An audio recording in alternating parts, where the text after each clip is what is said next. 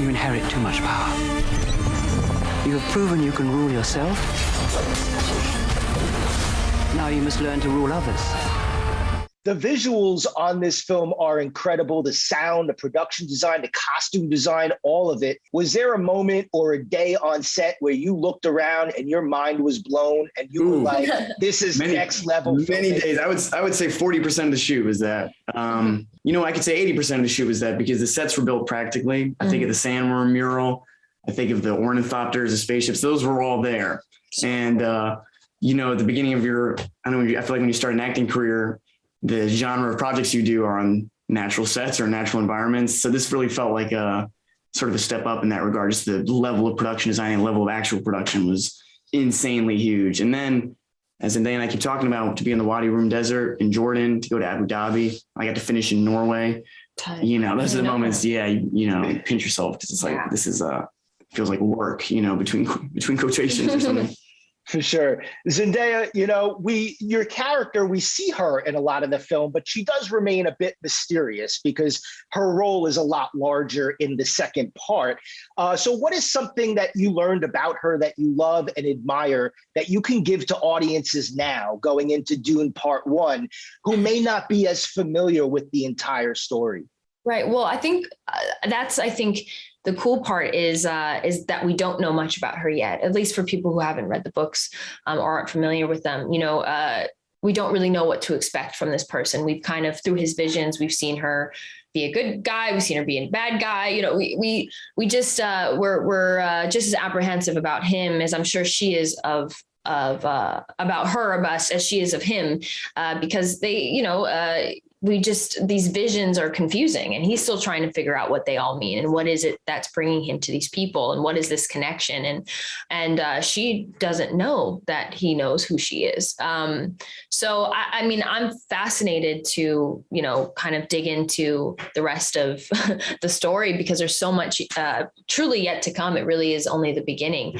And I think I enjoyed every moment that I spent on that set, like he was saying, like just not only the cast and the group of people that was there, but also these gorgeous natural rock formations that we got to shoot in. And I was just like, this is unreal. Like I'm in Arrakis. Like we're here, we're doing this. Like I'm on another planet. It truly felt that way in a lot of ways. So yeah, I'm excited and to be one with the desert again. Once more. Have you read the script for Part 2? Like, do you know? No, I don't even know. I don't even know if they have one ready to go. You're ready to go. We're ready to go.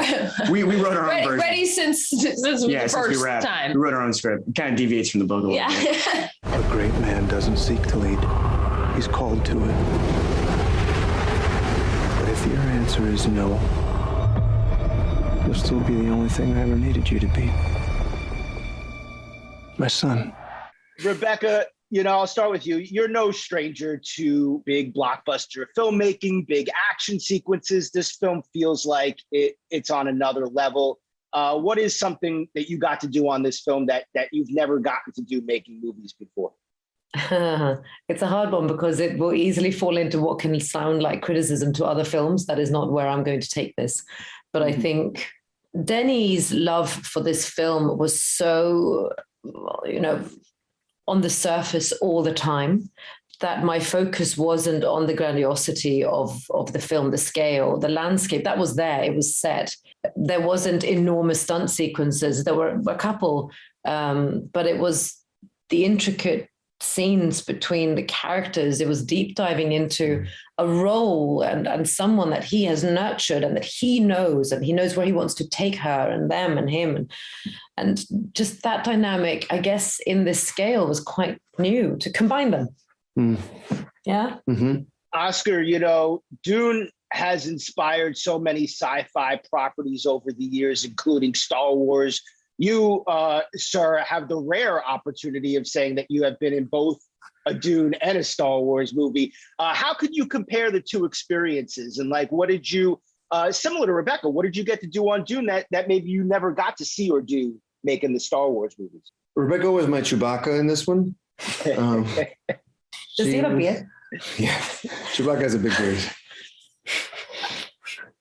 I keep on forgetting that he had a beard in this movie. Forgets that I have a beard in the movie. I forgot this. Apparently, number one on the call sheet. Yeah, the beard. The beard was number one on the call sheet. It's just to say what Rebecca so articulately said. It was to work on something of this massive scale, but it really was a constant exploration and excavation of the character and the situation and the complexity of what was going on, and doing it in the most economical way. I would always go back to the book and come up and say, hey, in the book, there's this thing. I know that we're not doing that. Is there a way to bring this element into this scene? Or maybe we can add You did do that a lot. Yeah. I felt really bad because that wasn't deep diving as much. I remember. Well, you already had so much to do. There was so much to do, and there was but for the Duke in particular, I think, the way that he's presented in the book, it's a very specific thing. And then this is kind of changing that up a bit. So it was like trying to bring in those elements. And he was so open to doing that and constantly doing that. So for me, that was a very different experience, regardless of the similarities of the scale. Without a doubt. And lastly, what's your relationship with sand after making a movie like this? Like, do you swear off beaches for a while, or do you have like a newfound respect for sand? What was the most interesting place you found sand? Oh, in your body. Can I tell you? I did. It wasn't for Dune, but we were filming in the same location for Mission after we'd filmed Dune. So I came back with the new crew of Mission, the same hotel, the same landscape.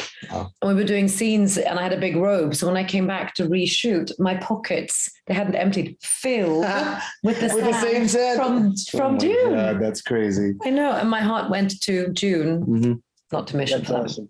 Dreams make good stories. But everything important happens when we're awake. You've been in the blockbusters before. You played badass warriors. What was it about this film and this role that just rocked your world, and you were like, I got to do it? Denis, the director, he's my favorite director in the whole world. So I can't even believe he picked me. It wasn't even to this day, I'm just like, why? There's so many other better people out there. So it's a very humbling, and I'm just thankful to be a part of this movie. So. Was there a moment on set that you looked around and it kind of just blew your mind? You were like, this is next level filmmaking right here? That happened many times, especially when you go to like Jordan and you're like in Wadi Rum. And so we're out in these deserts that are just, I've never seen anything like it. It's like you're on a different planet. It truly was like you're on Arrakis. But there were acting moments where it's like when we meet Stilgar and we're all in lines as Josh Brolin, Oscar, Timothy, Steven. We're all there, and Javier walks in and you're just like, dude, this guy is the boss, bro. And he just delivers gold. He's so powerful that you just go, wow, yeah, I don't know a thing about acting. This guy is just like, I'm just here as an extra in Javier's movie. So I'm just thank you for having me. I'll just be the extra in your movie. You have experience now. I mean, what is the more challenging environment to film in, water or sand? I mean, water is always the worst. Water is the hardest. Everything's moving. Everything changes. Like it's just like water's the hardest. Do you have what is your relationship to sand after making a film like this? Do you like? I don't mind the sand. Yeah, I thought it was beautiful. I think it was really, really pretty. And the sand we weren't there for that long. So, I mean, like there for like 2 weeks. So to me, it's just like, wow, what a beautiful world that we have. We need to take care of it. There's so many different, you just don't experience that coming from the Midwest, Yeah, for sure. I know you're working on the next Aquaman movie as we speak. What's a little something that, for the fans watching this that you can tease about your next blockbuster after Dune? Well, it was this Aquaman this time around. I feel like pulling out all the stops, buddy. Like it's, we all learned something on the first one. It's exciting because, I haven't made too many sequels. I just know that it's even on the page, it's absolutely wonderful. There's so much going on. I think the stakes are a lot higher. There's a lot of comedy. So, I mean, I giggle reading it. It's a lot of fun. And definitely the actions. I think just in the last 3-4 years, just technology is constantly, it's just moving at such a rapid pace that what we're doing with underwater, I mean, that's what made the first one so just amazing. So it's just going on to a whole nother level. So I'm excited for everyone because it's just a lot more hard, a lot more at risk. And sorry, I shouldn't even be talking about it. You got me talking, but I think the environmental issues, which really I love about being able to be Aquaman, is like the two worlds and like what's important and what's happening to our world. So I'm excited to, I guess, open people's eyes and show some different sides, and you know. Smile, Gurney. I am smiling. Josh, you have now worked with Denis on multiple films. So how would you say his filmmaking style or process maybe differs from the Coen brothers? What do you think makes him a unique visionary for our time? I mean, how every filmmaker is different from the other. Do you know what I mean? I mean, the Coens are very specific in their style, and you know, when you work with some filmmakers, they resort to that a lot. And I understand they're like, "Hey, look at this shot. This is kind of like a Coen brothers shot," and then you realize you made a mistake. But people like Denis, they really have an originality and a uniqueness and an ownership of their own vision. And I feel like Denis, I don't know, man. And, you know, Sicario was a wonderful movie, and I thought Arrival was a great movie. But it feels like there's this upward trajectory that was a practice to do this. And I'm not just saying that, and I haven't said it during every interview, but I really feel that. It's like he was really experimenting and learning, but also stayed within the scope of that type of story. This is so massive, and I think he was ready to do it. I think it was perfect timing for him. Right on. Javier, you have to do a lot of work in and around sand in this film. So, like, what is your relationship with sand after making a movie like this? Do you square off beaches for a while? Or do you maybe have a newfound respect for sand and the way that it informs an environment, especially in a film like this? I don't know how to answer that. I love the beach and I love the sand. And being in the desert of Jordan is something. It's an amazing experience for sure. And because it's more than sand, it's just the landscape. It's the bottom of the ocean. What once was the bottom of the ocean in some places. And the thing with the Fremen is the relationship with their relationship with the landscape is huge. It's unique, and that's the thing that you have to kind of try to achieve, the way they relate physically to that land, to that sand, as you call it. And what do you think it is about that makes this film such a unique sort of inspiration for other sci-fi properties? You know, it's inspired everything from Star Wars to so many over the years. What do you think it is about this story? Josh, I'll ask you that makes it's the original source. You see all these, you know, yes, there were a couple of attempts, and I think really, you know, wonderful attempts, but they were great attempts for the times. You know, it's been long enough, and we've advanced so much technologically that you're able to, you know, the LSD has gotten more powerful. You know? And it allows you kind of to transcend in a much more sensorial level, you know, and it's the source material. I mean, this is what has inspired so many other great things. It would be nice if the original source material, we were able to see that manifested in its original greatness, you know? All of civilization depends on it. You know, I want to start out, you know, Dune has inspired so many sci-fi properties over the years, including Star Wars. You know, you have the rare opportunity of saying that you were in both a Star Wars movie and a Dune movie. So I was just curious if you could just compare the two experiences. I mean, to me, Dune just feels so big in its scope and ambition. Yeah, absolutely. I mean, they are both, you know, huge scale entities. For me, my experience working on Star Wars was, although, you know, it's that lovely scene, it was actually one day. So it's very different to me playing Liet Kynes in Dune, which is you know, as you say, this is the beginning of it all. This is where all the sci-fis get all of their formulas, you know, the storyline, plot lines, everything that we pluck out on the average. And if I say average, you know what I mean, sci-fi, it comes from Frank Herbert's Dune. And so when you hold that Bible in your hand and you see it, and then you look at that as an actor and you go, okay, I'm going to be playing somebody from this. This is, you know, it's an honor for me. It's a huge honor. And the more, you know, I started to look into this world that is Frank Herbert's world and everything that surrounds it, I realized how important it was for me to treat it with the respect that it deserves, and to also count my blessings that I was allowed to be part of it as well. So. Yeah, you know, I want to talk to you about the sandworm sequences. Your character is involved in a sandworm sequence or two. What did that look like from your POV, from an actor's POV on set? When shooting those sequences?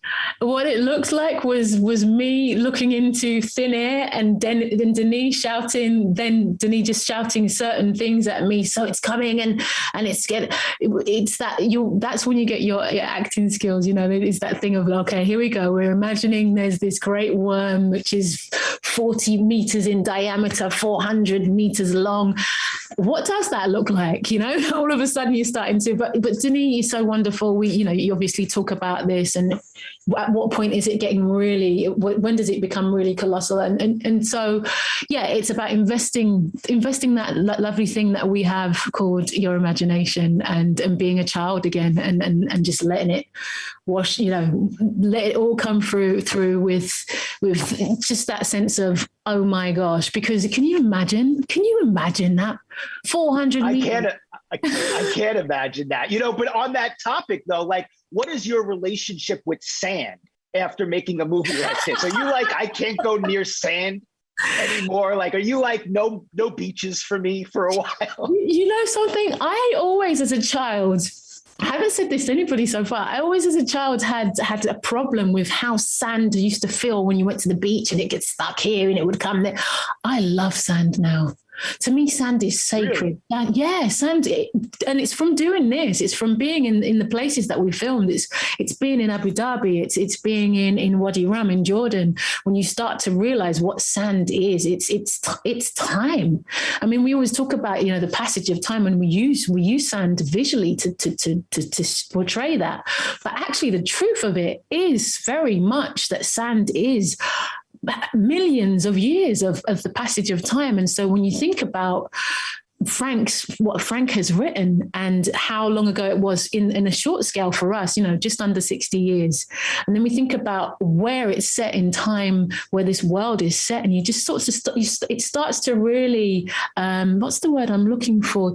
It just changed the way that I envisaged most sci-fis, let alone this world, and how the endless possibilities that can occur because of that passage of time. But it also made me think about the last couple of years where we've been and what we've achieved and what we've learned, and the potential for so many other positive things to occur in our lifetime. What can we do to make things better? And I think that was something that Frank was at the heart of what he was writing. So yeah, every time I talk about it, there's something else that I think, wow, good. And I'm sure, you know, that was the plan from him, you know, to wake us up, you know. Sun sees too much. This is why, Dune. Kill them all. God in heaven. You know, Dune served as an inspiration for Star Wars and for many other sci-fi properties over the years. Why do you think Dune deserves to stand alongside the all-time classics of the genre? And how does this film help cement that status? I think it'll be obvious when it comes when people are actually able to see this film. But it just, you know, it was there on page, but it took kind of the brilliance of Denis Villeneuve to bring it off the page and put it onto film, which he did in an exceptional manner. I think obviously it's going to stand along with all those greats. It's one of the most beautiful films you've ever seen visually. but it also has the heart and the performances and the story to go along with it. I mean, when I watched this film, I watched as a fan. And at the end of this film, I was just processing it and just wanted more and wanted to see more. And those are the types of films that you really know are just going to stand the test of time. The films that kind of make you think and make you want more. So I think, easily this is going to stand out. It's going to stand alongside with the films and they're all my favorites. Star Wars and even Guardians of the Galaxy will stand up there with those films. And they're all different in tone, but still great films, great stories. Made by great filmmakers. So I think, it goes without saying, this is one of the greatest sci-fi films ever made. I can easily say that with pride. Yeah, I totally agree. It's sci-fi is a genre that sometimes have sort of always bordered to the ridiculous in terms of decor and the gadgets they try to invent to make it look like some future we don't know anything about. But here in this film, the effort has been put to create an absolutely new universe and no unnecessary gadgets, no unnecessary decor. It's there and it's alive, this universe, and it's a universe you've never seen, and you really experience it. You are put in a very beautiful, poetic, harsh, and human universe that Denis has created based on Herbert's books. Without a doubt. Stellan, you are unrecognizable in this film, which has to be, I imagine, a blast as an actor. Can you talk about the physicality of playing this character? Did you wear a suit? Were you ever elevated in the air like the character is at times? I saw something that said 80 hours of makeup that you had to go through. And then also, what did you just draw from in terms of becoming the Baron? One of the first things that I had, the discussions I had with the brilliant makeup artist Love Larsson and Eva von Bahr that created this character is, and they know this, I've worked with them before, it is you got to make sure that your face is visible somehow, that you can still express yourself with your face and with your eyes. So if you look at him, you can actually see it's me, right? And I can express myself as much as I want through it, which is paramount. And then it was 8 hours in makeup every day. That was an ordeal, and it was really heavy to wear. So I actually had to go to the gym and get a personal trainer for the first time in my life to be able to. Dave could have done this without extra training. I couldn't, because to wear a suit, right? To wear a suit like that. I mean, it's 40 kilos, and you want to be able to move in it. So that was hard work. But there was another part of the question that you said. What was that? Yeah, I just to draw inspiration, like what to become the character, like what. Yeah, I'm not a method actor. I don't ever become the character. I mean, when I act, I act with myself, but the character becomes because I deduct some parts of my personality and add and strengthen some parts of my personality, and then it becomes someone else, right? And I want to have as much latitude in front of the camera as possible. Now, the important thing is to bring him to life, not exactly how. And when you work with Denis, it's easy. I mean, you can try anything, and you feel safe in his environment, which means that you become brave, and you're allowed to make mistakes, and then you can try anything. And out of that comes all those things that you couldn't plan at home in front of the mirror. And it's those things that bring life. Only together can we stand a chance.